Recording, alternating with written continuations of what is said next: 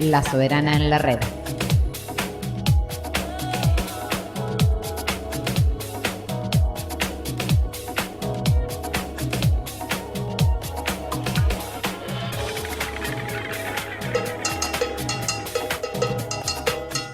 Esto es Quilamba, la radio anarquista.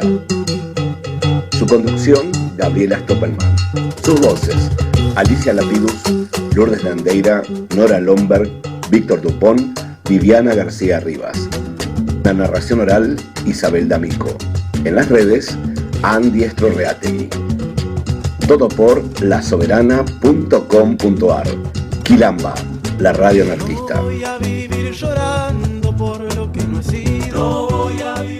Hola, soy Adrián Stoppelman y quería dejarle un saludo a toda la gente amiga de Quilamba. Ojalá que en esta nueva etapa, en este nuevo medio, esta nueva voz que tiene el anarquista, pasen muchas cosas raras.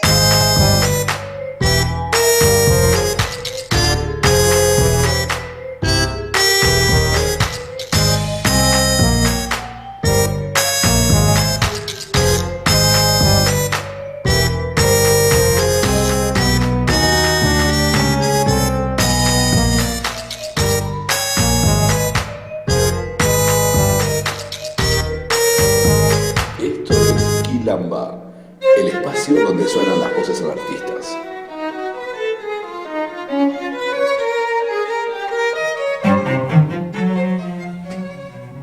De oscurecida a transparentona, la tarde en lo evidente progresa en naranjas. Y aunque en la genealogía de todo color hay algunas fórmulas, si de naranja se trata, por ejemplo, rojo y amarillo no fallan, siempre existe una combinación que se escurre de la regla y muestra las sutilezas de las vetas, oscuridades y transparencias. Por ejemplo, el iris del ojo moteado de noche, el asfalto rajado de luna, la sombra pisada de huellas, la piel constelada en lunares, la fruta ensemillada en el corazón de su pulpa, la mañana entreverada de sueño. Dicen que al comienzo el caos no fue más que el final de un andar a los tumbos, de una paleta original pero nunca primaria, que el sudado de una línea volcada sobre una curva huida terminó por bifurcar caminos, contornear alturas y abrir surcos dentro de lo invisible. Como la cosa estaba medio pasada de ausencias, porque así son todos los empezares de mundo, ese modo de bifurcarse resultó beneficioso al punto que lo llamaron la creación. La criatura, a decir verdad, estaba llena de glamour, pero no más ante sí misma, porque no había mucha más gente. Sin embargo, cuando se desperezaba para sacarse de encima algún tinte de tiempo y echarlo a andar en historia, algo no andaba bien. Indistinguida entre luz y sombra, indefinida hasta lo neutro, la criatura empezó a añorar lo singular. No algo puro, no algo único, sino un fragmento de sí que admitiera un trecho continuo. Una extensión propiamente dicha, con principio y final, con espacio mensurable e instantes pumpumpeándole el pulso. De a jirones y de a poco, como quien dice, se separó las mechas. Y ahí, en lo propio, cada rojo, cada azul, cada ausente, se abrió en un abanico llamado gama. La gama fue la reina de la diferencia, con una base en los pálidos y una cima en los oscuros, porque lo más alto cubría, sin disputa alguna, las franjas del vacío. Sin embargo, hasta lo negro está sometido a la erosión y al deshilache, así que lentamente algunas porciones en la noche del color perdieron sus texturas y quedaron delgaditas, frágiles, medio transparentonas. A trasluz se desilvanó el primer día y fue un espectáculo sin igual, porque de un lado brillaba la luz y del otro los matices más variados de la oscuridad. Un tono, por ejemplo, se llamó rasgadura, otro indolencia, un tercero se cribó en pequeños huecos de omisiones, Uno se hizo embudo de penumbras, pasillo de clandestinidades, alquitrán del riesgo. Finalmente, uno fue cielo nocturno, quebrado a manos, rotos con los dientes, todo su brillo y todo su azogue, mordisqueado. Y después no hubo más que rechinares y tarascones, y mordieron, mordían, muerden con furia, los colmillos malcriados, los colmillos arrollados de toda oscuridad. El espacio donde suenan las voces de artistas. El espacio donde suenan las voces de artistas.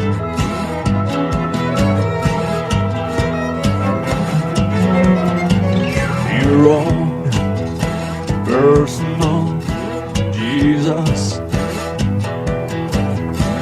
someone to hear your prayers, someone who cares. Your own personal Jesus, someone to hear your prayers, someone who's there.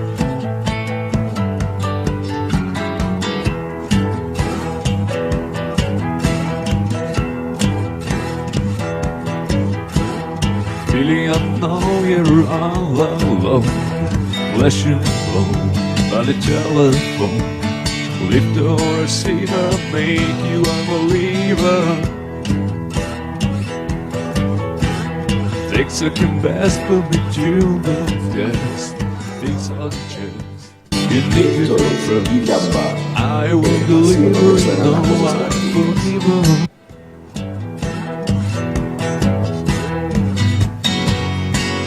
Reach out and touch faith.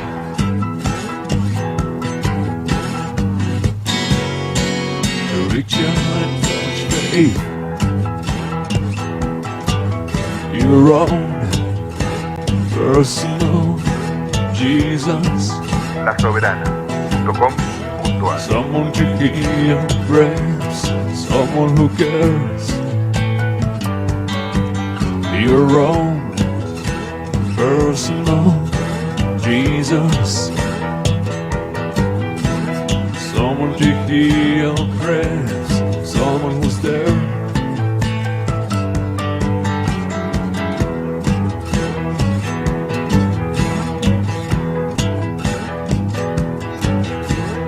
Feeling I know you're all alone, flesh and bone on the telephone. Lift or receiver, make you a believer. I will deliver, you know I am forgiven.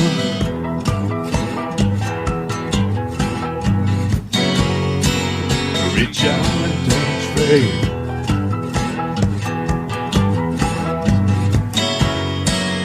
Reach out and touch faith.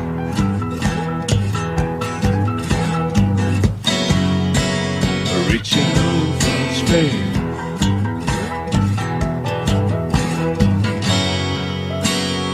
Reach out and touch faith. Esto es Quilamba, el espacio donde suenan las voces de artistas.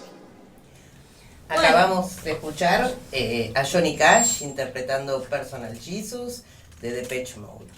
Vamos.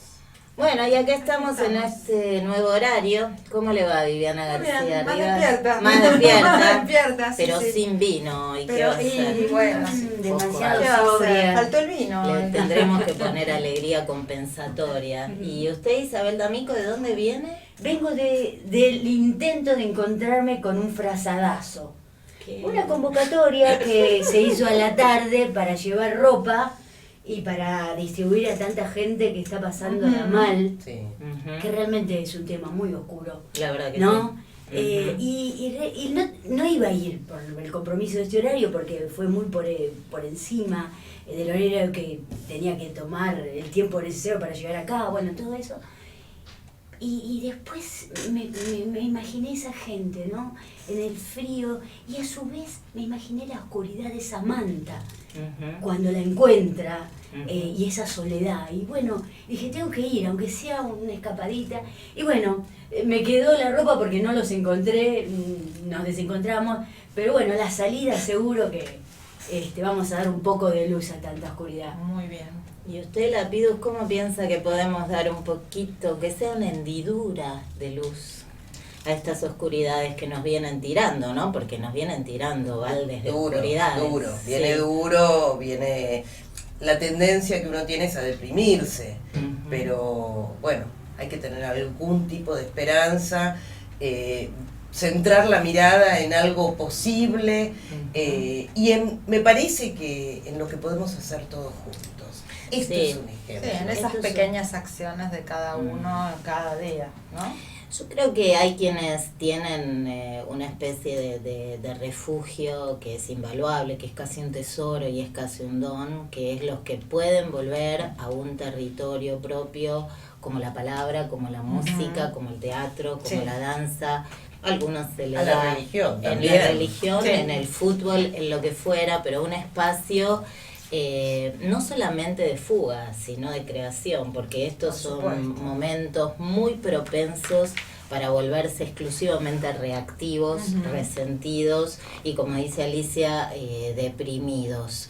La tendencia hay que revertirla a pura palabra y por eso estamos acá. Hoy el tema va a ser lo oscuro. La palabra oscuro tiene connotaciones bastante mezcladitas, ¿no? Porque por un lado son claramente negativas, pero por el otro están asociadas. Nadie buscaría la luz para hacer el amor. Bueno, plena. Debe haber. Hay gustos y gustos. Te estás metiendo en un terreno oscuro. Te estás metiendo en un terreno porque hay diferentes gustos. A ver, media luz. Yo creo que depende de las edades. Eso puede ser. Pasado los 50, media luz te lo acepto. Porque no se ve, decís vos. Y bueno, hacer el amor con anteojos es un bajón. No, es un bajón. Claro. La sombra, la oscuridad sugiere. Cerrar los ojos, mi amor. Claro. Igual lo oscuro está siempre asociado también al misterio y también en algún punto sobrevalorado, ¿no? Todos los malditos eran considerados seres oscuros. Y la parte que se consideraba oscura en general no era su obra, sino su biografía, sin entender que tal vez a pesar de toda la oscuridad de la vida de ellos, pudieron escribir o que pudieron sobrevivir a sus oscuridades gracias a lo que hacían. Hoy justo estaba leyendo la biografía de Luca Prodan, es un texto de Polimeni, que es el próximo entrevistado del Anartista, sorprendidísima de la belleza de ese texto, y en un momento intercalan temas de Luca, y hay uno en donde él dice algo así como: no soy yo es el que está torcido, son ustedes los que están al revés. Hablando un poco, comparándose con la posición que tomó un murciélago cuando se cuelga de una rama. Igual lo oscuro tiene prestigio, siempre tiene prestigio, incluso cuando tiene connotación negativa, ¿no?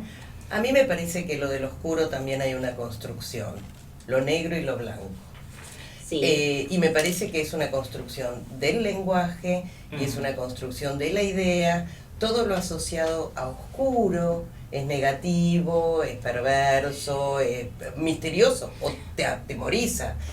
Pero es el otro. Qué interesante, ¿no? Porque yo pensaba en lo oscuro, no en lo negro.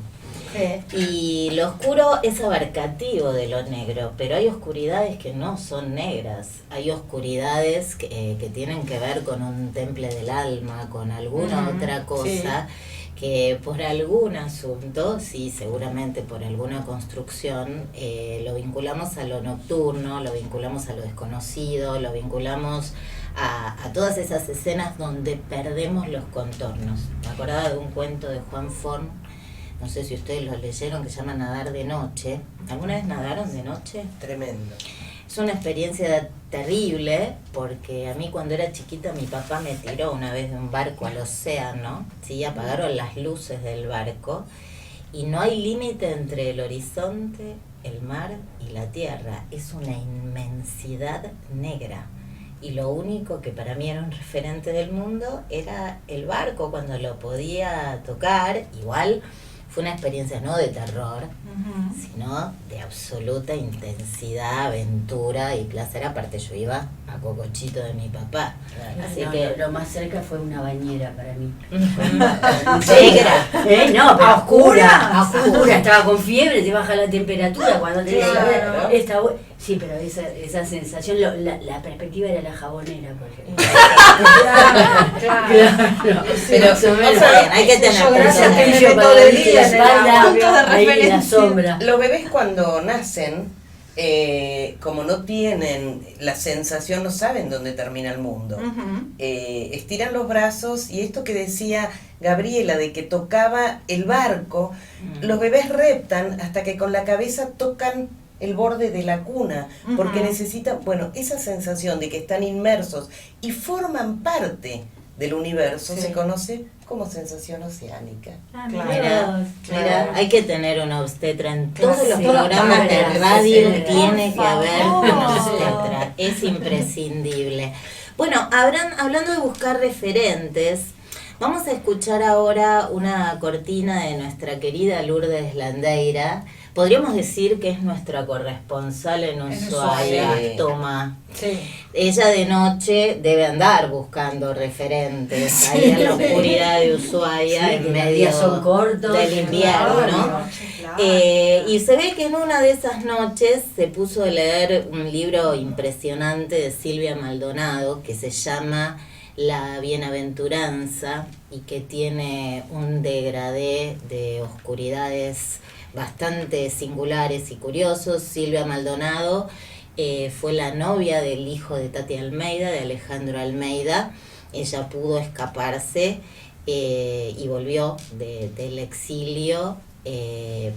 Y la verdad es que googleamos buscando si escribía algo, no sé por qué. Sí sé por qué, porque ella escribió un texto para la edición de los poemas de Alejandro, y la verdad que era una maravilla el texto. Yo dije, esta chica tiene que escribir, y nos encontramos con un novelón del cual nos va a hablar ahora Lourdes Landeira desde la remota Ushuaia.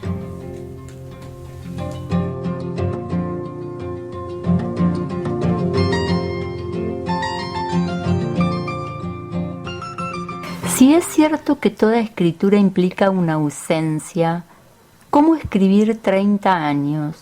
¿Cómo una de 30.000 desapariciones? Y 4, 5, 6 sobrevidas. Los instantes se cuentan con números acumulados en un reloj imparable.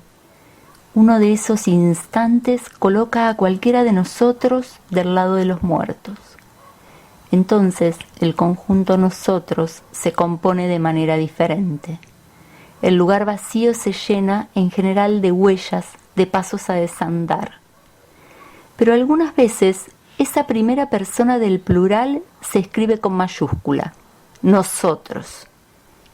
Y la falta, en ese caso, es desmembramiento, es la mutilación de un cuerpo de 5. Y no hay prótesis, ni peluquín, ni dentadura postiza capaz de disimular la amputación. Solo se puede caminar en conjunto, en presencia. Quizás con alguien que nos convoque, quizás con alguien que nos conduzca, aun si lo hace en el auto de un suicidado.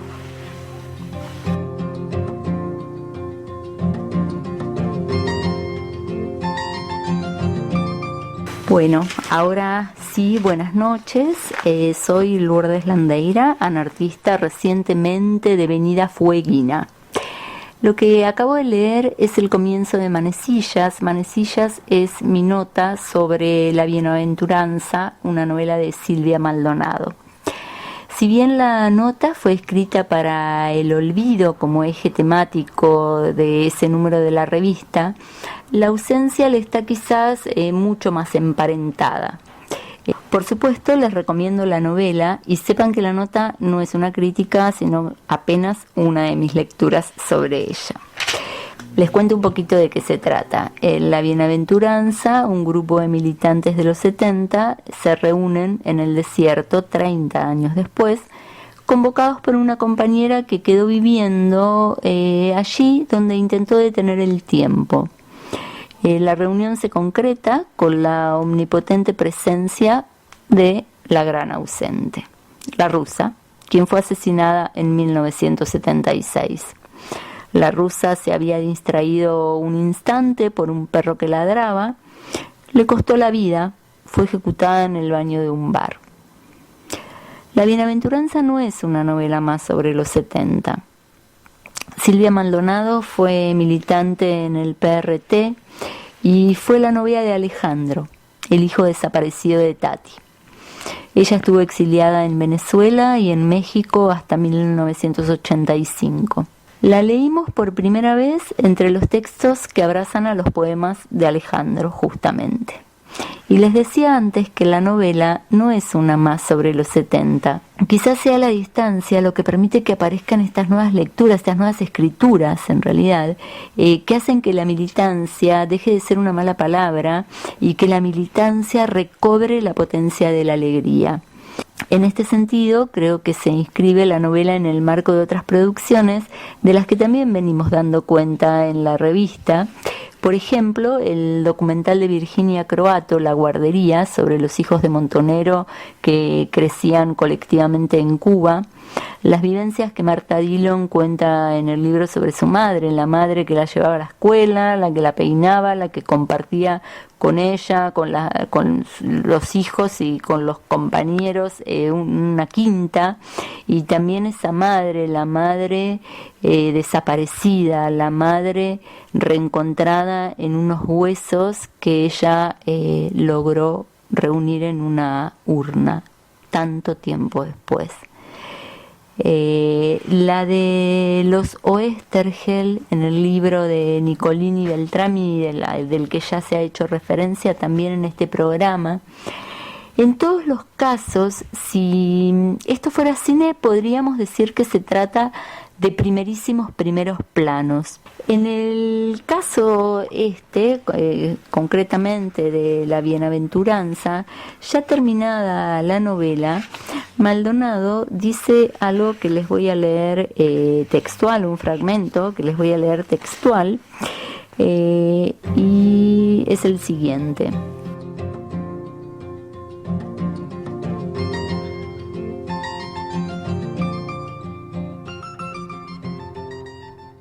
Si usted cree que en este relato hay demasiados detalles y en cambio muchos otros han quedado en el aire, es porque he tratado de resumir aquello que usted ya conoce. Le tengo respeto, no solo porque usted leyó, o lo que es lo mismo, fue testigo de los hechos, que, como todos los acontecimientos, recién son tales cuando alguien los cuenta. En otras palabras, fue nuestro testigo porque nos leyó, y leer es estar allí. Y algunas líneas adelante dice: sí, usted es uno más de aquellos personajes imperceptibles, nuestro testigo. Y los testigos no juzgan, narran, son como nosotros, asiduos en los hechos, en las palabras. De esa manera, la autora nos hace cruzar la barrera a ese otro conjunto de nosotros, los lectores, devenidos cómplices, partícipes así de otro, nosotros. Y me preguntaba al principio cómo escribir la ausencia. En la nota, en manecillas, ensayo algunas respuestas.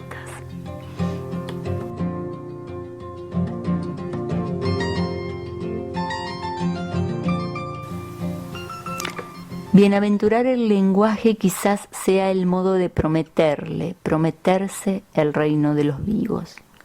El otro, el de los cielos, queda reservado a quienes sufren. Y nosotros quieren otra cosa. Siempre fuimos alegres, felices, ¿cómo no? Si íbamos a vencer al dolor humano.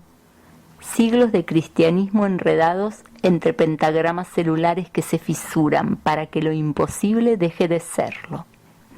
En la bienaventuranza, Silvia Maldonado juega con los números, cronometra secuencias alrededor de un almanaque intacto, el de ese año, 1976, para comprobar su inmutabilidad y también la posibilidad de actuar sobre lo inacabado y poner fin a la tiranía de la tristeza. Se vale de un lenguaje telegráfico que escribe los puntos como stop, pausa, límite simulado en otra lengua, que continúa en otras palabras con sentido estricto. Echa mano de un lenguaje que comienza en otro espacio y se escribe con minúscula, para decir su continuidad con lo perdido. Así entra en el tiempo de un trompo que sobre las últimas primeras líneas pondrá 3 puntos, no suspensivos, puntos que se suceden entre las palabras que los contienen y no tienen final. Ya no lo escucho, punto. Lo miro, punto. Tan callando, punto. Más allá o más acá de la letra y la gramática, el objetivo es claro: dar batalla contra quienes pretenden edulcorar para los olvidadizos el escándalo de esos pasados.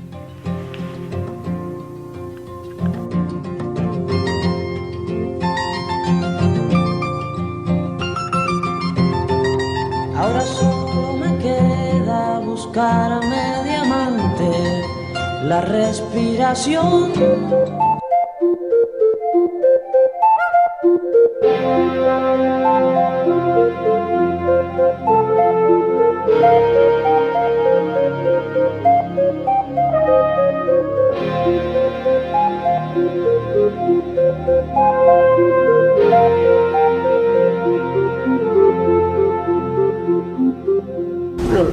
Yo me acuerdo, escribí un artículo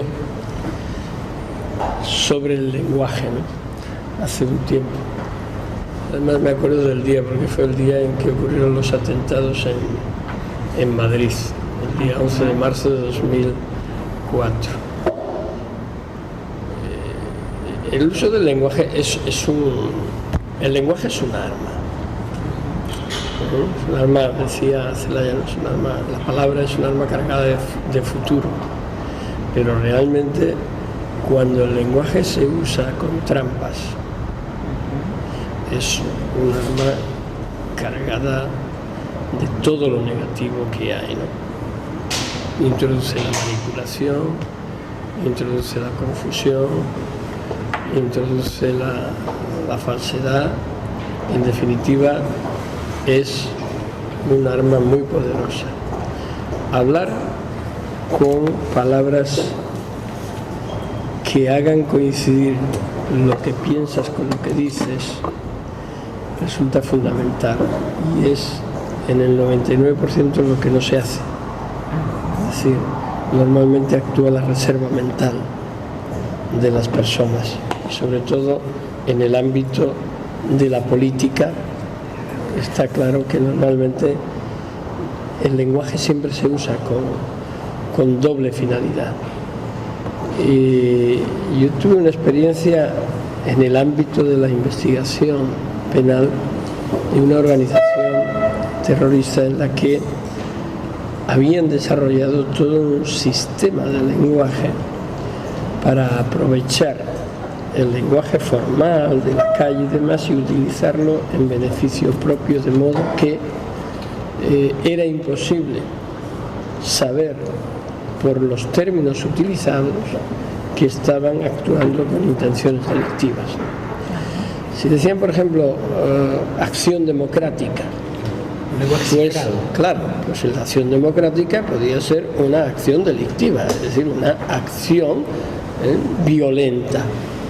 De esa manera era casi imposible en algunos casos detectar la intención, ¿no?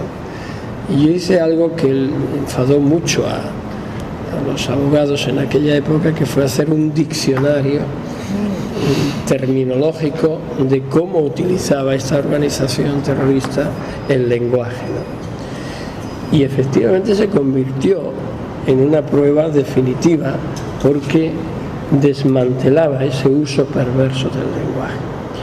En el ámbito de la acción política ocurre lo mismo, es decir, decir lo que quieren que te oigan, pero sabiendo que no lo vas a cumplir. Una Bueno, tremenda entrevista con Baltasar Garzón. En realidad fue un lujete doble, porque cuando llegamos estaba Raúl Zaffaroni, así que era como estar con Messi y Maradona a la vez. Por suerte, en la conferencia de prensa nadie preguntaba nada salvo nosotros, que habíamos estudiado todo, a tal punto que cuando Garzón vino a la entrevista individual, vino con una cara de muchos amigos y preguntó, todavía quieren preguntar más, y nosotros le propusimos hablar sobre el lenguaje, y inmediatamente, como dice el mozambiqueño Mia Couto, le luciernaguearon los ojos. Bueno, recién cuando escuchábamos este fragmento, ¿no?, de cómo él como juez pudo decodificar qué quería decir cada frase de una organización terrorista, pensaba en un moderno Champollion, en un tipo que tuvo que actuar casi decodificando jeroglíficos, y pensaba en lo que hace la poesía, ¿no? Porque esto que hace la poesía de designificar y resignificar para liberar al lenguaje de las opresiones, también lo puede hacer la manipulación para encarcelar al lenguaje mucho más. Porque en realidad lo que estos tipos hicieron es designificar y resignificar. Totalmente. Casi diría que en algún punto tuvieron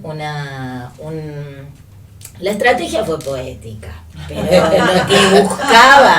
lo que buscaban era lo contrario de lo que busca la poesía. Es como para pensar una y mil veces. Sí, esta idea del lenguaje como un arma Sí. Bueno, me asombró mucho. Hay un poema que justamente se llama La poesía es un arma cargada de futuro. Claro. Sí. Yo pensaba en este número del anartista que se viene, que es ultraviolento, que estamos tratando de pensar ultraviolencias menos explícitas y menos evidentes que las de siempre, y conversando entre todos habíamos pensado en las omisiones, ¿no? Cuando, así como la palabra es un arma, retirar la palabra, no decir la palabra, cuando uno sabe que para el otro la palabra es fundamental, puede ser letal. Sí. Pero, bueno, Garzón habla de la acción delictiva, ¿no? Y el decir con una intencionalidad contundente también es gravísimo.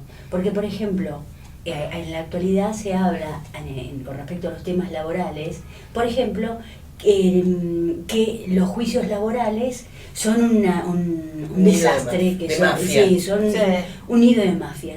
Y la verdad que nada más lejos. Un juicio laboral lleva un tiempo enorme, 5 años. No hay trabajador que resista esos ciclos. Y lo que te dan en los arreglos llega a ser tan ínfimo que poco podés sobrevivir con esos arreglos. O sea que, pero ¿qué pasa? Están instalando en este sentido laboralmente, como por ejemplo, qué salario que tenemos, ¿no? Pero ¿Respecto además, a quién? Isabel, ¿Respecto a quién? Cuando a se Tailandia. Habla, pero cuando se habla, y esto del lenguaje, se dice costo laboral. Es decir, ya no es más una persona, ya no es más un trabajador, es un costo laboral, como si fuera cuánto me costó una bebida, una gaseosa. Es un ente. Sí, y eso el lenguaje es una personalizar, y además toma algún sentido, profundo sentido común que todos tenemos inculcado, y con el lenguaje se lo empieza a revestir de un aura de verdad. Y se instala de tal manera que el propio trabajador termina temiendo la pérdida del trabajo porque él ya no vale. Entonces, ese desánimo, que eso también es otra palabra muy oscura, es lo que empieza a imperar a partir de establecer estos términos. Entonces, a mí me parece que es una acción delictiva también lo que tiene una intencionalidad de desvalorizar especialmente al ser humano. Sí, justo que mencionás las oscuridades en el lenguaje contemporáneo, yo creo que este último tiempo en el país adquirió una característica bastante particular, porque las palabras que usa esta gente, no tengo que aclarar a quién me refiero, son palabras tremendamente cordiales, vacías, abstractas, universales, generales, que no se ocupan de ningún singular, es decir, uno no las pondría en la lista de la oscuridad. La oscuridad consiste justamente en ese carácter abstracto y universal. No hay nada para mí más violento que hablar del hambre, la locura, la soledad, sí, la felicidad, la alegría, pero sobre todo de estas cosas donde se omite la singularidad de cada hambriento, la singularidad de cada loco, como se omite la singularidad de cada alumno, la singularidad de cada paciente. Al perder la singularidad, se pierde absolutamente la humanidad.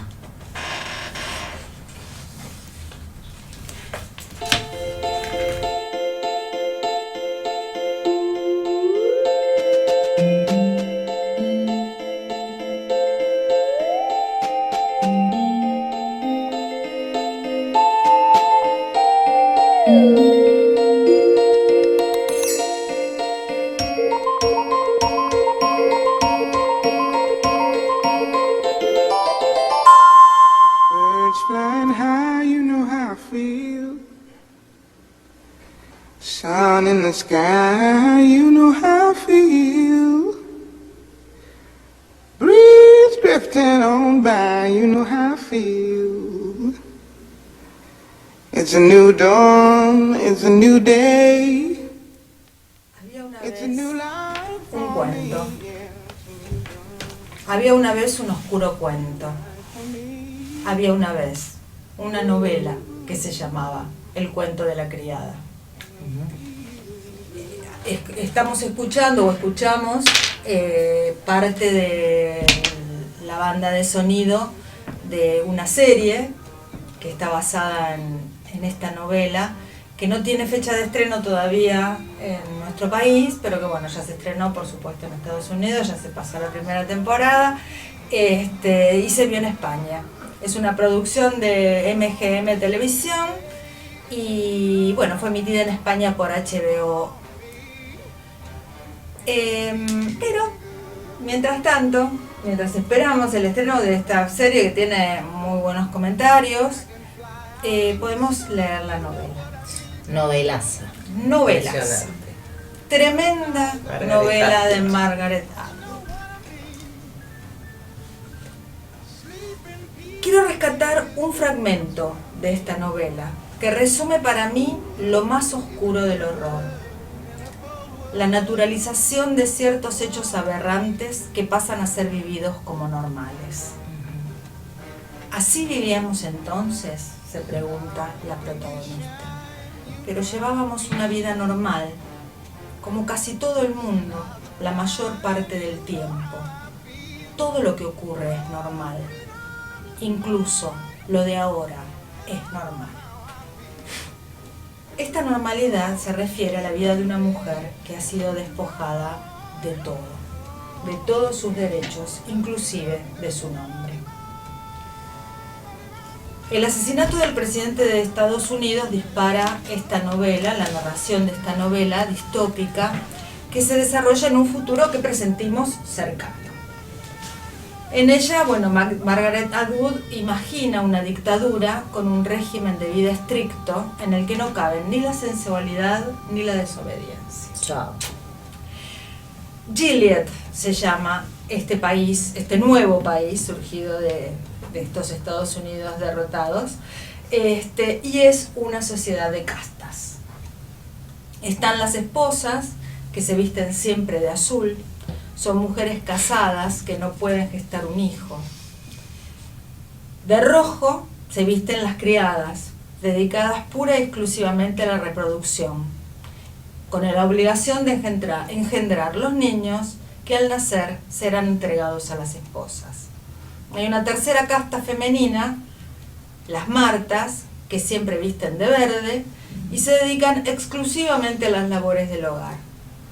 Esta división tiene semejanza con la organización de los hombres. Los dividen en esposos, guardianes, ángeles y ojos y cumplen roles de fecundación y vigilancia. Todo con el objetivo de crecimiento o al menos la conservación de la humanidad. Esta novela está relatada en primera persona y oscila entre el presente y el pasado de la protagonista, con rumbo hacia un fin que nos parece inexorable. La casa, la calle, las compras, los hábitos son presentados con lujo de detalles, como quien quiere dejar testimonio de un lugar y de una época. Luego, la noche propicia el recuerdo. Es el momento en el que la criada se dedica a rescatar su pasado en pareja y con una hija, personajes a quienes vamos conociendo a lo largo de numerosos flashbacks. Suprimir las expectativas a partir de la semejanza. Tal vez esta sea la idea más poderosa de la novela. Imaginar un mundo de uniformes, organizado por colores, azul para unas, rojo para otras, negro para aquellos. Llevar la sociedad a su simplificación máxima, a través de una estructura compleja de obligaciones, rituales y restricciones inamovibles. Y así, a través de la represión de lo singular, revelar la verdadera finalidad de esta sociedad imaginaria, la anulación absoluta de la mujer, fundamentalmente de la mujer trabajadora, de la que puede autoabastecerse, del estudiante. Sin embargo, esta mujer escribe, o al menos relata. En la ficción nos llega su historia a través de grabaciones que han quedado ocultas en una casa abandonada. Esta mujer despojada de un nombre, separada de su pareja y de su hija, obligada a habitar un hogar extraño, a vestir como se lo ordenan, escribe. Lo hace a pesar de la anulación de toda conducta que pueda diferenciarla del resto, en contra del encierro, del deseo de morir y terminar con todo. Lo hace también para que su singularidad perdure. Su ilusión es que esta verdad salga a la luz. Su deseo, poder agrietar el muro que la separa del mundo. Y de hecho, lo hace. Hoy podemos leerla. Es más, debemos continuar con su escritura. Birds flying high, you know how I feel. Sun in the sky, you know how I feel. Breeze drifting on by, you know how I feel. It's a new dawn, it's a new day. It's a new life for me, yeah. It's a new dawn, it's a new day.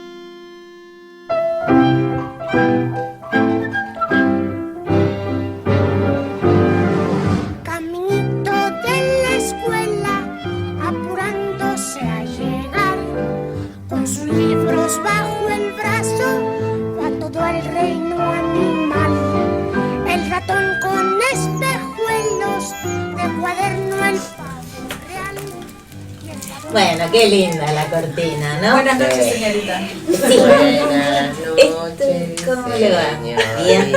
Bueno, vamos a retomar el taller literario radial que dejamos por allá, no sé, la primera clase fue hace como 10 meses.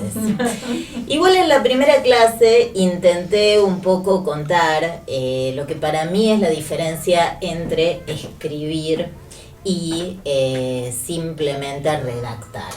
Escribir para mí implica este concepto de la mechada, en donde un poco con el modelo del cine uno va alternando un poco de mundo, un poco de retrato, un poco de acción, un poco de diálogo, un poco de reflexión, o opinator, como lo dimos en llamar acá. Hoy voy a hablarles de una maravilla, de un escritor maravilloso mozambiqueño que tuvimos la suertísima de conocer gracias a un agente español, Jordi Roca, a quien no terminaremos de elevarle monolitos en todos los barrios de la capital.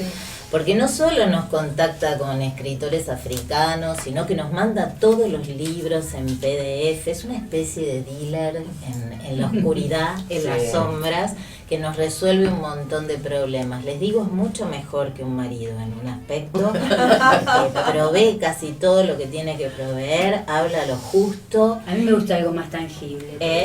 Bueno, no sé si no es tangible, yo No sabemos. tampoco. Se lo ve tangible. No, bueno, pero tenés un océano, a ver. Tenés un océano, pero ya sabés que yo tengo experiencia. Volvemos al principio. En el océano. Claro. En este caso, les voy a hablar de un cuento infantil de Mia Couto que se llama El gato y la oscuridad. Justamente porque en este cuento hay una combinación de dos elementos de la mechada. Una es el personaje y otra es el mundo. Para que ustedes vean que esta cuestión de mechar no es solo una especie de receta o de técnica para parecerse al cine, sino que de verdad elegir qué elementos de la mechada uno va a usar y en qué dosis las va a usar, de eso depende el sentido que uno quiera dar. La metáfora no se da siempre por uso del lenguaje metafórico, sino que se da como resultado, por efecto de la combinación de todos los elementos que uno eligió. En este caso, él va a hablar de un gatito que se llama Pinta el Gato. Atentis al nombre, porque esto es un cuento es una estructura circular, entonces tiene huellas del final en el principio, y yo digo que en el nombre del gato, Pinta el Gato, ya hay un antecedente de cómo va a terminar.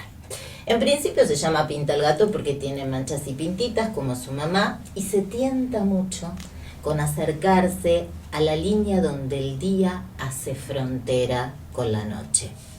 La madre le vive advirtiendo que no atraviese la luz hacia el lado de allá, pero él un día va y mete la patita del lado del oscuro. Que dice Couto, imaginen ustedes que la noche es como un muro, es como si el gato hubiera querido saltar el muro. Mete la patita, mete medio cuerpo y le queda medio cuerpo teñido de oscuridad. Entonces va y se esconde porque cometió una tremenda desobediencia, pero medio cuerpo no le alcanza y quiere volver. Y vuelve a sumergirse en la noche y le pasa como cuando uno nada de noche. Pierde las referencias, no puede ver sus contornos, se indistingue de la oscuridad hasta que escucha una voz, porque el oscuro habla.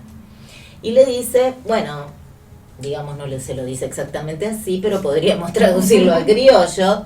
Mira, loco, yo estoy mucho peor que vos, porque yo no indistingo nada nunca. Y él le dice, bueno, pero yo vengo de un mundo donde todo tiene contornos y en este caso no me puedo distinguir. Y en eso andaban ahí intercambiando tristezas y quejas cuando aparece mamá gato y el gatito dice, se pudre todo.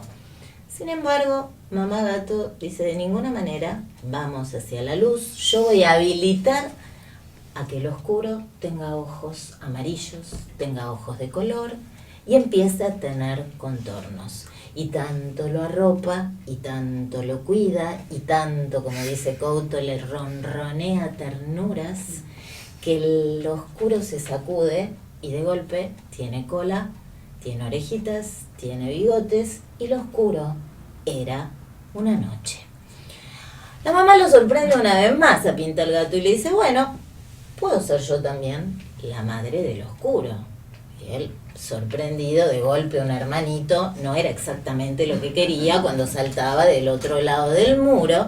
Le dice, ¿cómo podría ser vos la madre del oscuro si no lo engendraste? Mírame bien a los ojos y vas a ver dentro de mi amarillo alguna oscuridad. En eso aparece un relámpago y el gatito se despierta y sabe que todo es un sueño. Es ahí donde yo, si hubiera tenido a Mio Couto entre mis manos, lo hubiera estrangulado. Si hubiera sido un alumno mío, lo hubiera echado, porque es la perfecta manera de arruinar un cuento. La verdad, aparte de que el asunto de que todo era un sueño está más que usado, la gracia de todo este texto era que la dimensión de realidad donde todo esto estuviera pasando fuera primaria, consistente, tanto como la vigilia, no simplemente algo que requiera de estar dormido. Pero es Mio Couto, así que siempre tiene un quiero retruco, quiero vale 4. Cuando el nene se despierta, ve que la mamá está mirando, el gato nene, está mirando por la ventana, y que cuando mira por la ventana a la noche, los ojos se le ponen oscuros. Cuando vuelve a la vigilia, la mamá tiene los ojos amarillos, pero el amarillo está atravesado por una hendidura negra. Y entonces el gatito mira por la hendidura negra del ojo de la madre, que ahora es una nueva ventana, y que ve por la hendidura negra un gato negro enroscado del otro lado de la noche. Entonces, combinando dos elementos, el mundo y el personaje, y haciendo que el personaje se tiña del mundo, tenemos casi toda una poética surrealista, de continuidad de mundos, de continuidad de realidades, sueño, vigilia, y también mundo-hombre, porque Couto es biólogo y se pasa mucho tiempo en la selva, tanto en el Amazonas como allá en el África, y esta idea de la pregnancia, que ya no es tan común de Cortázar ni de otros herederos del surrealismo, es propio de alguien que compone cuerpo con su mundo. Como decía Spinoza, nadie sabe lo que un cuerpo puede. Componemos cuerpos con los otros, con las otras personas, con el mundo, con la tierra, con todo lo que existe. Quilamba, el espacio donde suenan las voces anarquistas.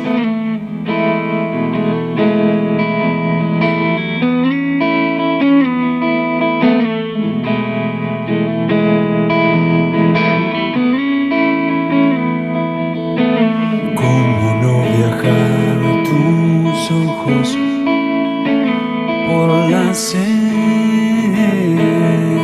de lo que hay,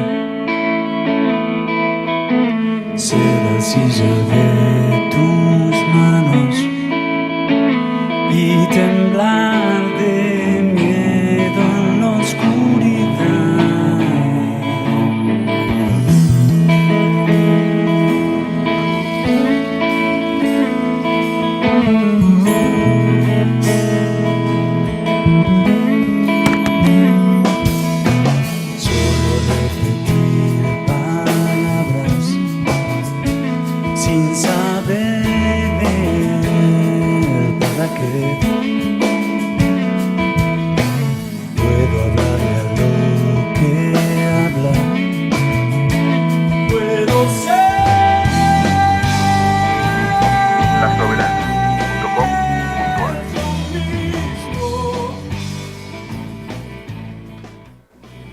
Esto es Quilamba, el espacio donde suenan las voces anarquistas.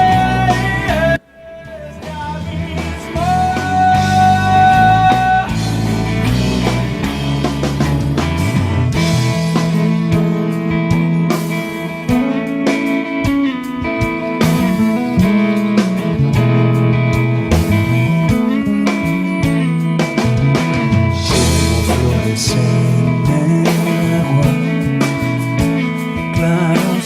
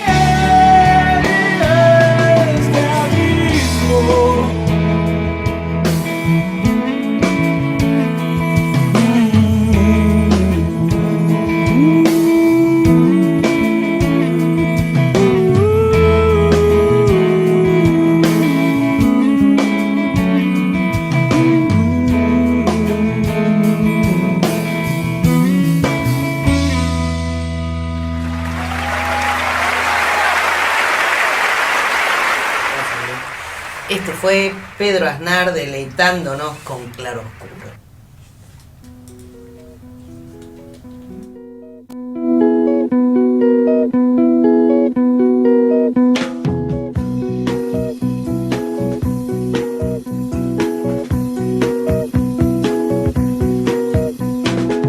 Se le hinchan los pies, el cuarto mes le pesa en el vientre. En 1901, en Figueras, España, nació Salvador Anselmo Dalí, el primogénito de Filipa Ferris y el ilustre notario Salvador Dalí Cursi.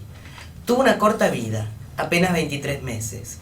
En el mismo lugar, 9 meses después, a las 8:45 de la mañana del 11 de mayo de 1904, se reencarnó en el segundo hijo de la pareja, Salvador Dalí. Eso es lo que le dijeron sus padres al pequeño en las visitas a la tumba de su hermano mayor, lo que le causó una obsesión con la descomposición y la putrefacción. Fue criado como si él y su hermano fueran una misma persona. La memoria del fantasma lo perseguiría toda la vida. Haciendo uno de los famosos autorretratos de Dalí, que son autorretratos de él pintándose a él mismo frente a un espejo, en una biografía que él escribió, dijo: nos parecíamos como dos gotas de agua, pero dábamos reflejos diferentes. Mi hermano era probablemente una primera visión de mí mismo, pero según una concepción demasiado absoluta. Vamos a hablar, esta anécdota nos mete de lleno en un tema muy oscuro, y muy oscuro por lo que ocurre, y muy oscuro porque no se habla, porque son esas cosas que son difíciles de contar. Vamos a hablar de muerte, y vamos a hablar de muerte muy temprana, la muerte adentro de la panza de la mamá, y la muerte en los primeros tiempos de vida. Lo primero que uno debería saber es que la muerte es un proceso, no es un evento. Aunque parezca un evento, en realidad se va desarrollando internamente para cada uno de nosotros como un proceso. Nos fuerza a enfrentar nuestra propia mortalidad. Cuando alguien sabemos que se muere, tenemos la conciencia de la finitud de la vida. Es un proceso que supera la tecnología, no supera a los médicos, por supuesto. Puede ser un momento de crecimiento, un momento de resolver viejas cuestiones o todo lo contrario. Cuando hablamos del embarazo y del parto, en realidad es un evento biológico cuando uno lo mira desde la mirada exclusivamente médica, pero tiene un profundo impacto psicológico y un enorme impacto social. Ocurre siempre en el contexto de una relación, de una cultura, refleja valores, refleja reglas sociales, y la cultura nos provee expertos que supervisan el parto, sean chamanes, obstétricas, médicos, digamos, cada cultura tiene su propia elección de quién supervisa esto. Las pérdidas perinatales, cuando se habla de perinatales, es alrededor del momento del parto, es decir, antes de que nazca el bebé y hasta el mes de vida, deberían ser tratadas como duelos únicos, diferentes de cualquier otro tipo de duelo. Primero, es una disrupción como un hito significativo en la vida. Todos se acuerdan y dicen: esto pasó antes de que fulanito muriera, esto pasó después de que fulanito muriera. Produce aislamiento de los pares. Ellos lo perdieron eso a lo que estaban esperando, que sabían que iban a tener, y todos alrededor por ahí tienen hijos, por ahí están embarazados. Ellos son los que han perdido algo. Conflictos internos para los dolientes, digamos, con sus propias cuestiones. Y hay que reorganizar la autoestima. ¿Quién soy yo que no pude? Las muertes fetales y de chicos en el primer año, y eso a veces es difícil de entender cuando uno lo mira de afuera, son igualmente dolorosas para los padres. La duración del embarazo no afecta la extensión del apego. Es decir, nadie puede decir que en un embarazo de 8 meses el dolor sea inferior al de perder un bebé de 2 meses. El embarazo planeado, estamos hablando de la pérdida en una situación de planificación, viene con una gran anticipación, con rituales. Rituales, el famoso ahora de moda baby shower, que todos le regalan cosas, fantasías, esperanzas, ya sean conscientes o inconscientes. Por ejemplo, va a seguir el camino del padre, y que produce un profundo cambio en el rol y la identidad social de la pareja, que pasan de ser una pareja a ser padres. Cuando se muere un bebé adentro de la panza, un bebé que no ha nacido, ¿cuáles son los rituales para honrar ese duelo? ¿Qué es lo que se duela? Y esas preguntas son las que uno se tiene que hacer frente a la pareja que perdió este chico, porque en realidad no hay rituales para honrar a un bebé intraútero que se muere. ¿Cuál es el? Ninguno. No hay ritual, no hay velorio. Algunos los entierran, sin embargo, y eso cada vez ocurre más. ¿Y qué es lo que se duela? La gente piensa, no la gente, digamos, es común pensar que se duela un proyecto. No, se duela un hijo. Y acá está el sonido del silencio. No hay ningún bebé que llore, el silencio es absoluto, el vacío es sobrecogedor. Y empiezan las preguntas, buscando respuestas. ¿Por qué pasó esto? Más o menos uno, para tener idea, de cada 4 solamente tienen explicación. Y la otra pregunta es, ¿por qué a mí? ¿Por qué? Y los padres quieren saber. Entonces buscan una explicación teológica. ¿Por qué Dios me hizo esto? ¿Será un designio divino? ¿Habrá una causa médica? ¿Me estará castigando? ¿Será un castigo por conductas que tuve? ¿Será porque una vez me hice un aborto? ¿Será porque una vez fue infiel? ¿Será porque usé drogas alguna vez? Esto es consecuencia de eso. Mucha culpa. Tienen culpa. Generalmente irracional, frecuentemente irracional. Por otra parte hay enojo, hay shock, hay una tristeza enorme. Los padres necesitan relatar la experiencia una y otra vez, como cualquier experiencia traumática, que necesitamos contarla muchas veces para poder digerirla. Deberíamos poder escucharlos muchas veces. No deberíamos decir, podés tener otro chico. No hay otro chico, ese es único, es ese el que se perdió, no es otro. Y siempre, como médicos, como profesionales de la salud en general, se debe contestar con sinceridad. Lo que no se sabe, no se sabe. Lo que se sabe, se sabe. Los padres, cuando están en duelo, se preguntan si se están volviendo locos en algún momento, porque es una sensación enloquecedora. Muchas veces hace falta una intervención activa. ¿Qué es activo? Es estar al lado, escuchar, ver qué pasa, ver hasta dónde llega la desesperación. Muy frecuentemente hay ideación suicida. Se pueden querer mudar para escaparse del dolor. Vamos a un lugar nuevo, olvidémonos de lo anterior, salgamos de esta casa. Se pueden divorciar, aumenta el consumo de alcohol y drogas, porque es un modo de olvidar. Y lo más peligroso es que pueden intentar un niño de reemplazo demasiado pronto, que es el ejemplo de Dalí. Pensemos qué pasa con una mujer que se encuentra, ya sea un parto, ya sea una cesárea, con las cicatrices en el cuerpo y sin bebé que acunar. La cuna vacía, la habitación preparada, todo es el recuerdo de la fantasía destrozada. ¿Qué pasa con los padres? Esto hay algunas cosas que son interesantes porque nadie piensa en el papá. Todos, en todo caso, cuando nos centramos en alguien es en la madre. ¿Qué pasa con el papá? Socialmente el padre tiene que ser fuerte, tiene que apoyar a la pareja y es una situación donde tiene que ser fuerte.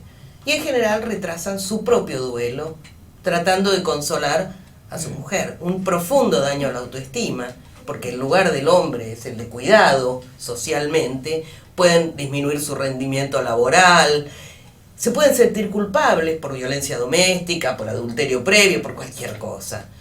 Proyección del odio. Muchas veces lo que nosotros sentimos como equipo de salud es que nos odian, pero a veces hay que entender que es la sensación de haber fallado que tiene el hombre y la proyecta sobre el otro.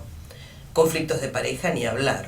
Los padres son mucho menos expresivos acerca del dolor. Y el duelo, por supuesto, que como siempre ha sido subestimado porque como si la mente de la mujer fuera más compleja y hubiera que acompañarlo en esto más. Generalmente el duelo, el pico, es a los 30 meses de la pérdida. Es muchísimo. Uno pensaría que tiene que ser... No, lo comen hasta que explota. Los padres generalmente creen en la vida y el orden natural se ve interrumpido y cuestionado bruscamente. No son capaces de proteger a la pareja y hacer el duelo a su modo, hay que acompañarlos, eso parecería ayudarlo. La otra cosa que uno nunca se pregunta es qué pasa con los hermanitos cuando hay hermanitos. No hay estudios que sean sistemáticos, bien, los chicos primero se confunden. Pueden sentirse responsables porque tienen el pensamiento mágico. No hay niño que no desee que su hermano adentro de la panza o después de la panza se muera. Y entonces se sienten culpables. Yo quería que se muera. Y se murió. Por otra parte, los padres están tan conectados con su propio dolor que los chicos pueden sentir que quizás los van a abandonar. Porque los padres no los atienden. ¿Y qué nos pasa a nosotros? Porque también es interesante qué le pasa al equipo de salud. Siempre se siente culpable, aunque no tenga culpa, porque también uno está formado para proteger, ayudar y para que eso termine bien. Identificarse, porque dispara cuestiones propias, pérdidas propias que uno haya tenido. Uno se siente responsable por el manejo y después, por supuesto, el miedo al litigio, que hace que perdamos humanidad en ese camino. Los médicos se enojan. Como los padres, la misma cosa, los médicos, las médicas, ¿no? Como los padres, se enojan con la paciente, no viniste cuando tenías que venir, con la partera, ¿por qué no me avisaste? Con la enfermera, con el sistema, proyectan muchas veces a su propia familia, vuelven a su casa y... Por otra parte pueden quedar paralizados, no quiero hacer nunca más obstetricia, no quiero hacer nunca más un parto, una sensación de agotamiento, de hastío, automedicarse o al revés, volverse controlador, mirar cuántas gotitas que una que otra. En el momento en que se hace diagnóstico y se sabe que ese bebé no sigue viviendo, primero hay que saber quién es nuestra paciente delante, quién es esta amiga que tenemos delante, quién es esta persona que tenemos delante, cuáles son sus creencias, cuáles son sus ritos, qué es lo que necesita para que la ayudemos. Como profesionales no deberíamos sedar demasiado a alguien porque tiene que hacer el duelo, es tremendo pero lo tiene que hacer. Y después hay que mostrar el bebé, debe verlo o no debe verlo. Muchas escuelas dicen que sí, debe verlo porque si no queda como un fantasma. Y por otra parte, hay mujeres que no lo quieren ver y es una decisión absolutamente respetable. Debemos respetar la privacidad de estos padres, hablar a puerta cerrada, que no haya testigos para que no sientan que hay una multitud, se tienen que sentir importantes. Bañar, vestir al bebé, presentarlo, esas son cosas que nos tocan hacer, que son muy duras. Y les voy a contar una historia, que es una historia que me pasó a mí, con una paciente, a quien yo quiero mucho. En un embarazo de 7 meses, estaba embarazada de mellizos, les había puesto nombre. Cuando se lo comento a una colega en el hospital me dice, ay, esta costumbre de ponerles nombre, después pasa algo y tienen nombre. Le digo, bueno, pero igual, aunque no tengan nombre, son. 3 días después me llama por teléfono y me dice, hace 5 horas que no la siento mover. Muchas veces los bebés no se mueven durante algunas horas o los padres no lo sienten, pero yo no sé si fue intuición o bueno, obsesiva. Le dije, anda al sanatorio a hacerte una ecografía. Tenía una ecografía del día anterior. Vamos a dormir tranquilas vos y yo. Llegó al sanatorio, una de las bebés ya había fallecido y la otra estaba falleciendo. Salí corriendo, llegué con el equipo, oculté, todavía estaba una de las bebés, estaba viva. Nos abrazamos, fuimos al quirófano, nacieron las 2 bebés muertas. No me olvido, bueno, las vestimos, el neonatólogo las vistió y se las llevó al quirófano, ya habíamos terminado la cesárea. Y la mamá las agarró con ambos brazos. Yo quiero que se imaginen la situación, la mamá sentada en una camilla, sosteniendo a sus 2 bebés en los brazos, mirándolas y diciendo, ¿por qué, chiquitas? ¿Por qué? La pregunta. Para no terminar acá, les cuento cómo siguió la historia de esta mamá, y es que la vida da revancha, y se embarazó un año después. Hizo un proceso de duelo muy bien hecho, ella y el marido, muy bien hecho. Llevaron las cenizas al Río de la Plata, se despidieron, las tiraron, hicieron todo un proceso. Al año siguiente se embaraza. ¿Qué se embaraza? De mellizos. Yo me quería matar, ella también, la verdad, ella, el marido. Ya no eran idénticas, era un varón y una nena, hace ya unos cuantos años que nacieron bien, nacieron de término, tienen 2 hijos divinos, y la vida da revanchas, a pesar de todo. Pensaba yo, ¿no? Lo difícil que es aceptar el ladearse de la causalidad, ¿no? Como todos empiezan a desesperar porque la muerte es lo real incausado, aunque te den una causa, porque absoluto. Ninguna, claro, es lo real de Lacan, ¿viste? Lo real, bien real, no importa, aunque haya alguna causa supuesta, es siempre la muerte lo incausado. Es una cosa que todas las desesperaciones que hay alrededor de esto es porque es tal vez el único momento donde nadie puede elegir ladearse de la lógica y de la causalidad, te empujan a salir de la causalidad.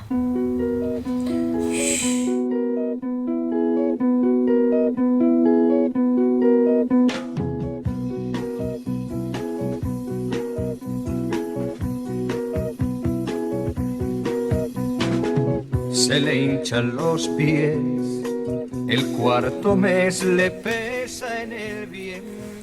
Bueno, vamos a tratar de ir saliendo de la oscuridad, la verdad, sí, tremenda historia, y bueno, nos imaginamos también lo que es la vida de las obstetras que acompañan de esta manera, porque prácticamente en ese paralelo, cuando la cosa no resulta, es una pérdida, ustedes lo deben sentir como una pérdida. Totalmente. Cuando también ella abrazó a su beba, yo me tuve que ir del quirófano porque me puse a llorar. Me puse a llorar. Qué bueno es escuchar de una práctica médica que tenga que ver con estas modalidades del amor, sí, que es como uno piensa también la escritura, y como uno piensa también la docencia, y como uno le gustaría pensar la política, le gustaría pensar todo, pero bueno, no siempre se da. ¿Qué nos vas a presentar, Voy a Viviana? presentarles a un amigo. Ajá, contanos, ¿cómo se llama? Se llama Sergio Wolf. Sí. Es un cineasta y estudioso del cine. Si hubiésemos hablado hace unos años atrás, les hubiera dicho crítico de cine, pero hace rato que no hace más crítica, se dedica a tratar de filmar sus obsesiones, creo. Vamos a escuchar ahora a continuación unos fragmentos de la entrevista que le hicimos para nuestro número 2 de la artista, allá por 2015, otra vida, en junio de 2015, otra vida. En esa oportunidad hablamos con él sobre 2 documentales, que eran los que se habían estrenado hasta ese momento. Posteriormente estrenó uno más y ahora está preparando otro. Esos 2 documentales eran Yo no sé qué me han hecho tus ojos, sobre la vida de Ada Falcón, la cantante de tango que se recluyó en lo más alto de su fama, después de su relación con Francisco Canaro. Se recluyó, no se presentó más, no cantó más, no habló más. Y bueno, Sergio se dedicó a buscar un perseguidor. Tremendos documentales, los 2 altísimamente recomendables. La verdad, excelentes. Y el segundo es sobre la historia de Campo del Cielo. Campo del Cielo es un lugar donde cayeron hace muchísimos años una cantidad enorme de meteoritos de muy gran tamaño, muchos de ellos, y se centra básicamente en la historia del Chaco, que es uno de los meteoritos más grandes que se pudieron extraer. Pesa nada menos que 28.900 kilos. Difícil afanárselo, ¿no? Pero se lo quisieron afanar. Por eso sí, la cucharilla. Y esa es parte de la historia. El documental cuenta la historia del científico que viene a analizar los meteoritos y después la historia de este intento frustrado de robo. Yo siempre me conecto con algo de la historia y en realidad también es cierto que me seduce mucho las historias que no están muy contadas. Lo único que existe es la situación de entrevista, pero todo lo otro es algo que ocurrió hace mucho tiempo, donde no hay testigos, donde no hay texto, donde, en fin. Y entonces la carencia era como central. De hecho, la carencia motivó como algo casi de estilo en la película, que es, che, y las fotos de Ada con los ojos verdes no hay, y la película muda de Ada no hay, ¿no? En un momento apareció y dijimos, bueno, hay que filmar esto. Esto es la búsqueda de la película, digamos, que además tenía que ver como también con construir lo que no está. Que es un poco lo que yo decía, en el documental uno llega tarde, siempre llega tarde. No sé qué escuchaba ella, quiero decir, cuánto quería escuchar, cuánto se hacía la que no escuchaba, cuánto lo que escucha no le gusta, cuánto es el recuerdo distorsionado de cómo cantaba. Pero dice, pobre Ada, pobre Canaro. Sí. Digo, no escucha, pero escucha. Lo que escuche, algo de lo que imaginamos está escuchando. Por supuesto. El sueño de ellos va por encima de la plata. Y para mí en Hack también está eso. Cuando me dice, estos no son para vender. Estos no son para vender. Son míos. Pero no por esta es mi colección, sino porque hay algo loco de esos personajes que es el contacto con ese otro mundo. Porque Cassidy habla de la estela, es decir, la huella científica, y Hag habla del sueño. Hag habla del sueño. El que tiene el sueño es Hag. Digo, un sueño estrábico, distorsionado, mal llevado. No tanto del ladrón en sí mismo, sino cuando él te dice lo volvería a intentar. No es el afán de lucro, no es porque él juega un personaje doble ahí. El primero dice, yo tengo American Express, tengo Mastercard, etcétera, querés comprar al principio, qué sé yo. Pero en un momento, al final, cuando me dice, vos estás al lado del Chaco, como diciendo, estás haciendo una película sobre meteoritos, vos estás con el Chaco, yo no puedo volver. ¿Vos me lo traes? Sí. Me desafía y todo, pero los ojos le brillan, pero para mí no es el brillo del comercio, de la guita que yo voy a hacer. Probablemente también eso sea parte, pero hay algo como de, mirá cómo me fracasó, yo tenía un sueño y fracasó y lo hice perfecto y estaba todo bien. Y de hecho, el azar, y ahí es como el documental. A mí me hizo acordar cuando filmé hace muchos años un documental sobre el río Uruguay, la historia de los tesoros jesuitas en Corrientes, ¿no? Que uno va a Corrientes y Misiones y todos te dicen, no, la famosa historia que los jesuitas se fueron, se llevaron los tesoros, qué sé yo. Dice, ¿usted los vio? No, yo nunca vi. Yo tengo un patio. Dice. Un día voy a buscar. ¿Quién te dice? Pero es muy impresionante, es la misma idea, es como, hay algo ahí que hace que esa gente siga viva, qué sé yo. Por ahí nunca va a explorar su patio, si tiene el tesoro abajo, pero y si aparece, tal vez esté. Claro, hay algo ahí que es el imaginario, que es el sueño, no sé, que me hizo acordar mucho, la historia del meteorito me hizo acordar mucho, ¿no? Estos tipos están todos locos. Y de pronto vos sos otro loco que está ahí excavando como yo mismo, ¿no? Casi me muero haciendo ese pozo, buscando el meteorito, qué sé yo, finalmente era chiquito y todo, pero uno mismo está ahí, digamos, ¿no?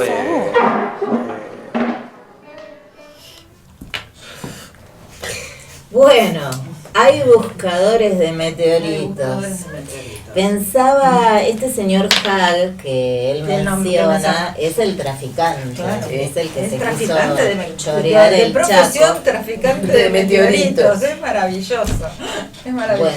Bueno, sí, los documentales siempre te traen, te acercan a profesiones que vos no sabías que existían. Sí. Cuando vi La caverna de los sueños Ujú. olvidados de Herzog, que bajan a una caverna de 35.000 años, de hace 35.000 años, encuentran una pintura con elefantes, con supuestos elefantes prehistóricos, y entonces baja un especialista en elefantes prehistóricos. O sea, hay especialistas en elefantes prehistóricos, en un estado de éxtasis el tipo, porque confirma una teoría que era que los elefantes prehistóricos existieron.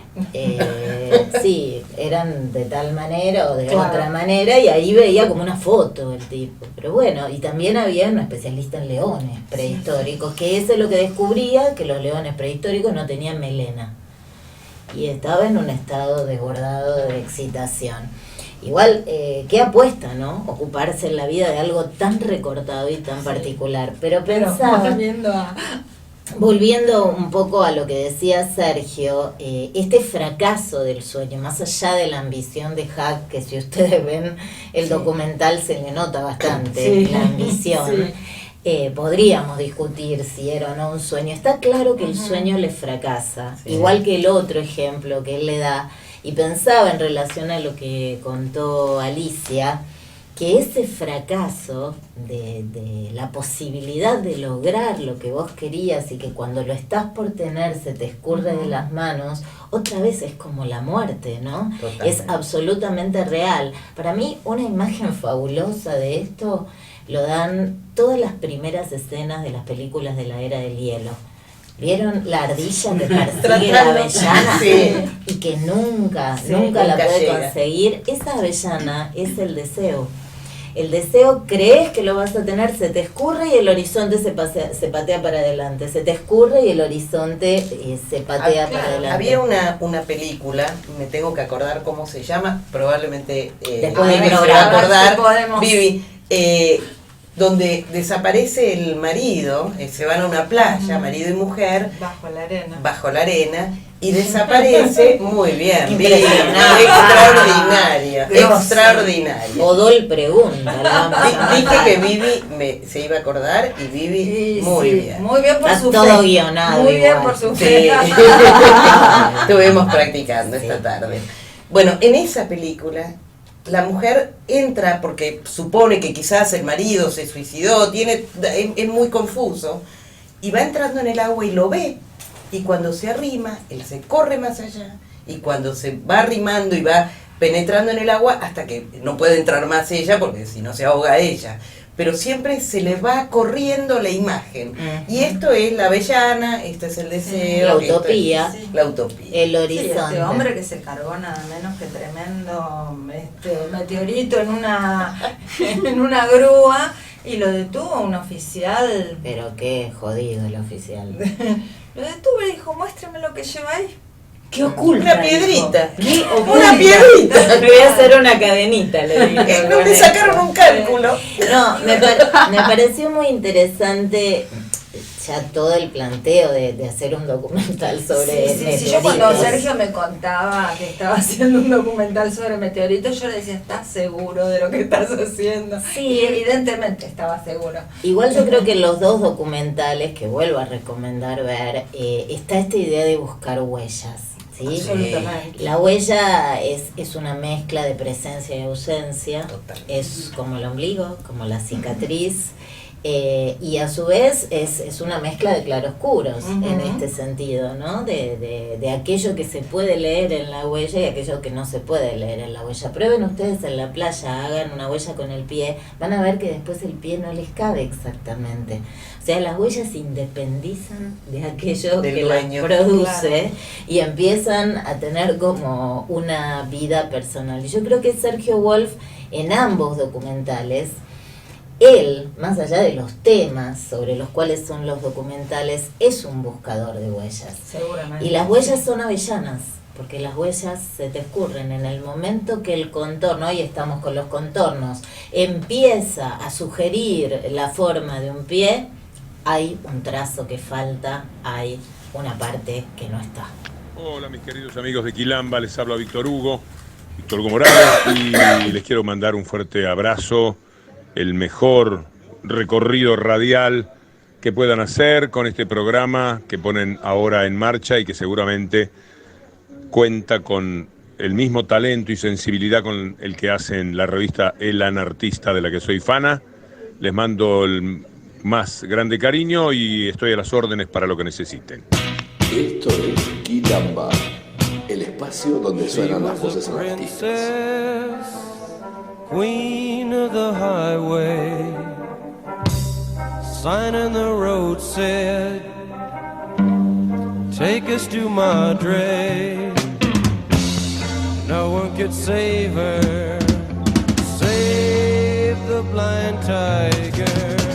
He was a monster, black, dressed in leather. She was a princess, queen of the highway. Now they are wedded. She is a good girl, naked as children, out in the meadow. Naked as children, wild as can be. Soon Esto es Quilamba, el espacio donde suenan las voces anarquistas.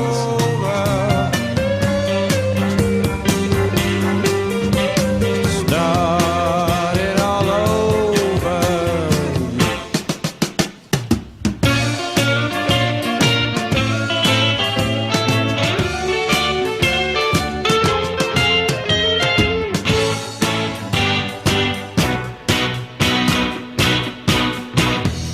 American boy, American girl, most beautiful people in the world. Son of a frontier, Indian swirl, dancing through the midnight whirlpool.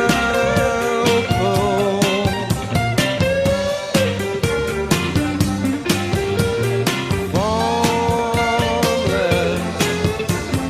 hope it can continue a little while longer. Come on.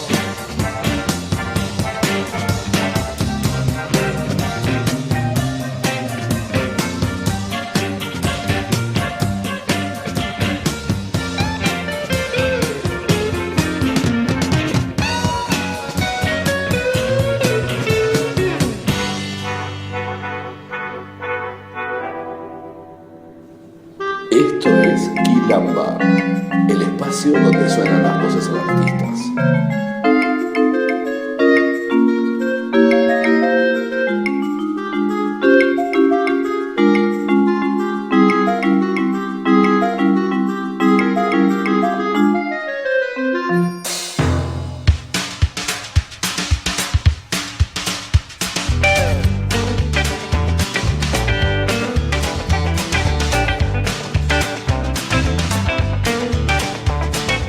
Yo no bailo. Bueno, y llegó el momento de las recomendaciones. A ver, ¿qué tiene hoy para hoy el chef? Y el chef tiene, en realidad, es un plato así enorme de David Lynch. Mucho Lynch. ¡Qué mucho bueno! Lynch. Está así, en lo más alto, porque bueno, por el estreno de la temporada nueva de la serie, de Twin Peaks. Entonces tenemos varios ciclos y me interesaron dos. Uno en la librería del Fondo, en Costa Rica 4568, donde se va a ver este domingo a las 18 horas Carretera Perdida, que es bueno, una película tremendo. Y luego tenemos en el Malva, durante todo el mes de julio, se pasan alternativamente Terciopelo Azul, Carretera Perdida y un estreno. se estrena un documental que no es de David Lynch, es de Peter Bratz, que está filmado durante el rodaje de Terciopelo Azul, de Blue Velvet. Y se llama Blue Velvet Revisited. Yes. Es muy interesante porque hay mucho material en Super 8, hay distintos tipos de registros, hay, bueno, obviamente testimonios, pero con una mirada muy, muy interesante sobre la película. Eso en cuanto a David Lynch. Y el malo... Perdón, interrumpo. Sí. Hay un libro también, ¿no? Que salió hace poco. Hay un libro que salió hace poco y se me escapa ahora. Tipo Lynch por Lynch. Lynch por Lynch. Exactamente. Se lo ve muy interesante. Muy interesante. Así que está Lynch a tope. Por otro lado, yo diría que el malo está muy interesante todo este mes. Bien. Y también el mes de agosto. En agosto inicia un curso, otro amigo mío, Fernando Martín Peña. Qué tipo vinculado, los no se contactos queda que tiene. atrás. Vos encerrada Sí. en el hospital, En una una sala de vez partos. al mundo, vos con la jabonera, Andy Estorreategui añorando Machu Picchu, su tierra natal de Perú, Eso, y yo ella acá siendo con el cine. amigos. Sí, hemos trabajado juntos en alguna época con Fernando. Y realmente es un sabio del cine viejo, de ese cine en blanco y negro, de ese cine que nadie ve actualmente. Y hace un curso nada menos que sobre Buster Keaton, que es qué una bueno. maravilla. Muy bien. Así que bueno, vale la pena verlo todos los viernes de agosto. Y finalmente también... No en será el- nuestro horario, ¿no? No, es antes porque es un amigo. Muy bien. A las 19 Muy van, buena respuesta, hacen el- Qué bien que está esto guionado. Hay que, cada línea hay que Me escribir, pidió que le cada pregunte. línea. Vivi me pidió que le pregunte. Muy bien. Entonces ya tenemos todo arreglado con alguien. Y finalmente la muestra de Diane Arbus, Sí. la maravillosa fotógrafa norteamericana, en el Malva también, que va a estar hasta el 9 de octubre. Ahí tienen tiempo. Se pueden dedicar durante agosto a hacer otras cosas y verla en septiembre u octubre. Son las fotografías, son más o menos 100 fotografías que fueron tomadas entre 1956 y 1962. El periodo en el que Diane Arbus se inicia como fotógrafa, ya no como fotógrafa de moda, porque hasta ese momento había sido fotógrafa de moda. Tiene, bueno, según sus propias palabras, trató de retratar lo divino en las cosas ordinarias. Y entonces tenemos muchas tomas frontales, centradas en el campo de la foto, de marginales, transformistas, artistas de circo y gente común, chicos, escenas callejeras, pero ya a diferencia de lo que habíamos visto de Vivian Mayer, que tomaba la calle y la gente en la calle, estas son fotografías que, si bien son hechas en la calle, está muy aislado el personaje, está muy centrada en el personaje. La verdad que es sumamente interesante. Bueno, vamos a ir a ver todo, absolutamente todo.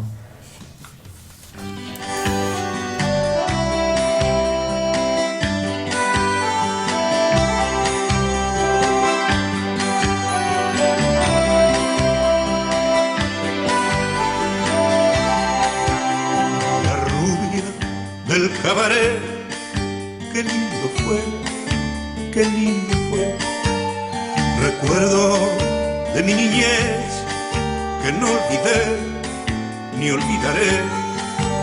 Solía esperar el sol para verla salir del cabaret. Bueno, voy a contar un cuento de Abelardo Castillo. Es una adaptación que se llama La madre de Ernesto. Julio, Abelardo, Aníbal y Ernesto eran amigos de la infancia. Todos siguieron viviendo en el pueblo, salvo Ernesto, que se fue al Tala. El Tala era el campo. El padre de Ernesto se había ido a vivir después de lo que pasó con la mujer. Y sí, no quiso volver más al pueblo. Ernesto terminó instalándose en el Tala y pocas veces lo volvieron a ver. La madre de Ernesto se había ido con una de esas compañías teatrales que recorren los pueblos. Y bueno, ella era una mujer linda, morena, amplia. No debía ser muy mayor, quién sabe si tendría 40. Y en el pueblo decían de todo. Una torranta, una descocada. El Alabama era una estación de servicio que habían construido a la salida de la ciudad, sobre la ruta. El Alabama era una especie de restaurante inofensivo de día, pero que alrededor de medianoche se transformaba en algo así como un rudimentario club nocturno. Dejó de ser rudimentario cuando al turco se le ocurrió agregar unas habitaciones en el primer piso y traer mujeres. Una mujer trajo.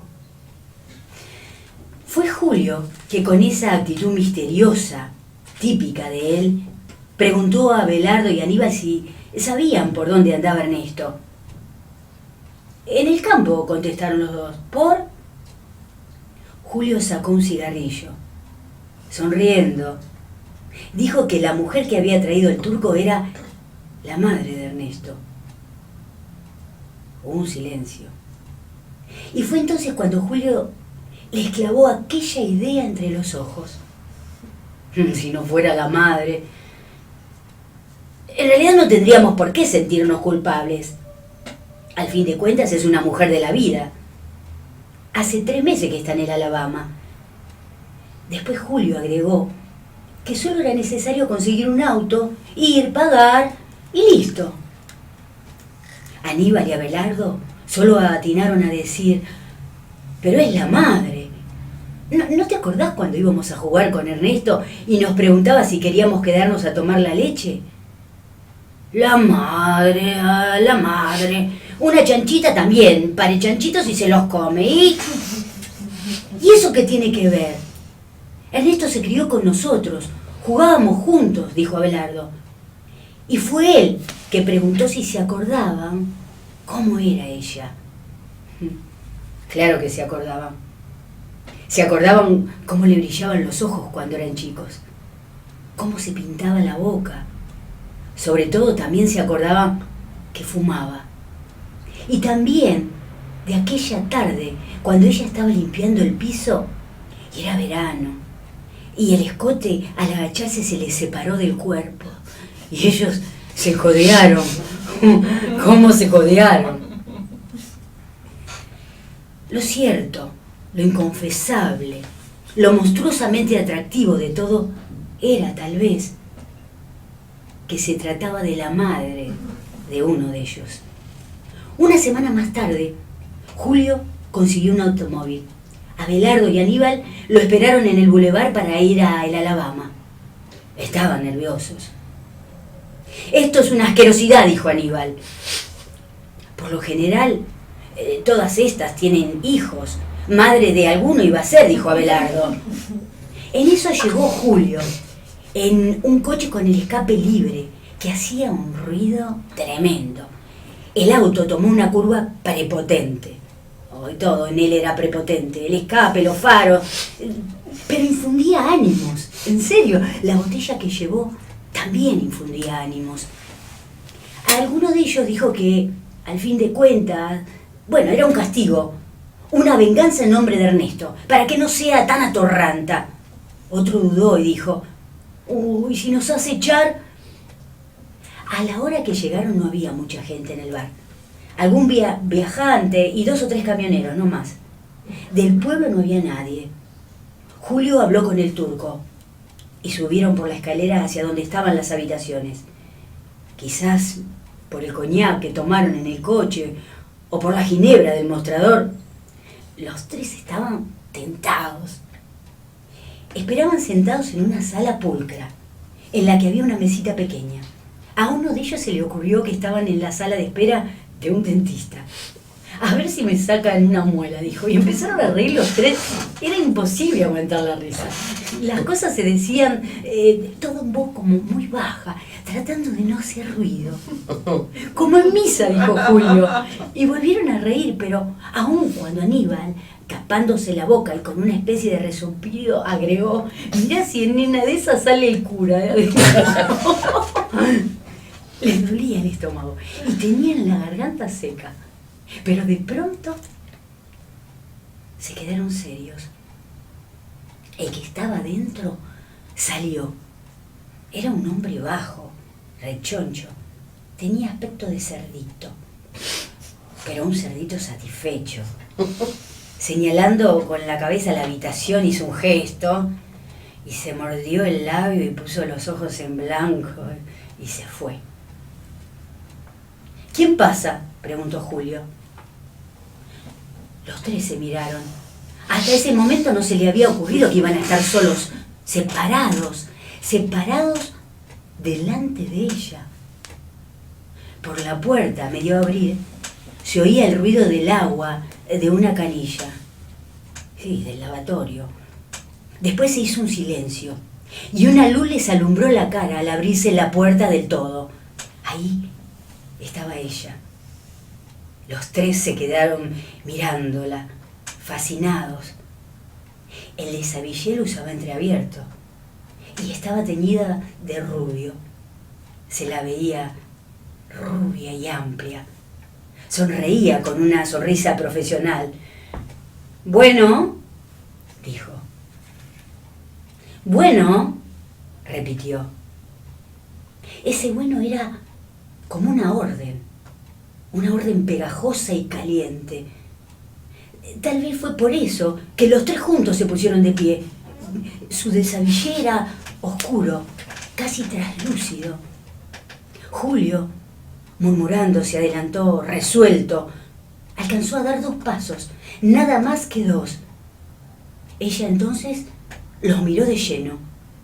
Los tres se quedaron inmóviles, clavados en el piso, y al verlos así, titubeantes, vaya a saber con qué caras, el rostro de ella se fue transfigurando, lenta, gradualmente, hasta adquirir una expresión extraña y terrible. Primero fue perplejidad, después los miró con miedo, desgarrada, y entonces dijo: ¿le pasó algo a Ernesto? Cerrándose el desabillé, lo dijo.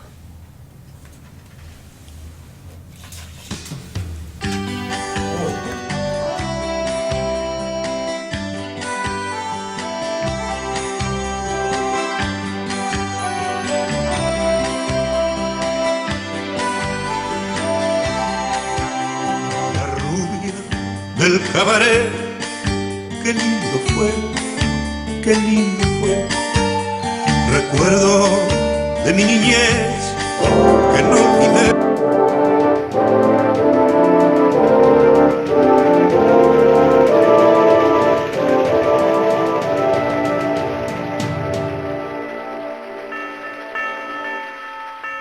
Bueno, y así en un clima de tanta paz, una quilamba pacífica, casi sorprendidos que lo hemos hecho todo según los planes. Totalmente. Estamos todos tranquilitos, tratando de que todo esto llegue hasta el final en este orden maravilloso.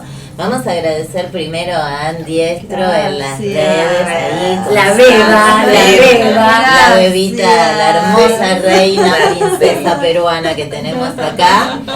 Quiero agradecer especialmente a Néstor Grossi, al Moncho, nuestro personaje levemente desequilibrado, como casi todos los sanartistas, que eligió gran parte de la música. A Sergio García, que nunca le agradecimos, pero es el que grabó esas voces con voz de locutor. Dice, aquí se hace quilamba. Y a los Martínez, a Martina en la operación, que hoy por fin nos hemos comunicado maravillosamente. Ha habido diálogo. Un diálogo fluido. Y como siempre a Martín Camarero por los hermosísimos separadores compuestos para este programa. Ya le pediremos que vaya haciendo alguna cosita más para ir variando. Muy bien. Para no dejarlo tranquilo. Y por supuesto a la radio por brindarnos este espacio. La próxima será así, picante. Ya habíamos avisado del picante, pero nos pintó el oscuro. Así que por ahí es el picante. Por ahí cambiamos. Por ahí hacemos por ahí sorprendemos. Por ahí hacemos puchero. Puchero, puede ser, pucherito. Bueno, nos vamos despidiendo. Hasta la próxima. Hasta la próxima. Acá se hizo Quilamba. Esto es Quilamba, el espacio donde suenan las voces de artistas.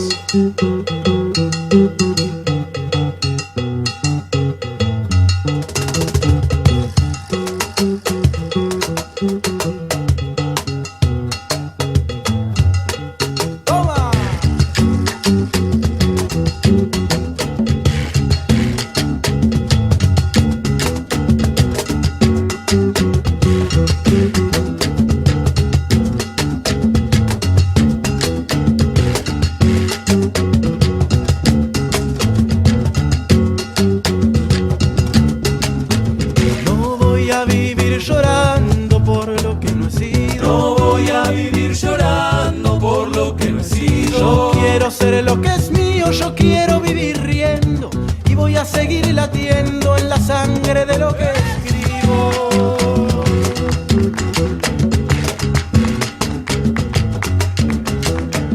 Yo ya no quiero vivir como nos vienen diciendo. Yo ya no voy a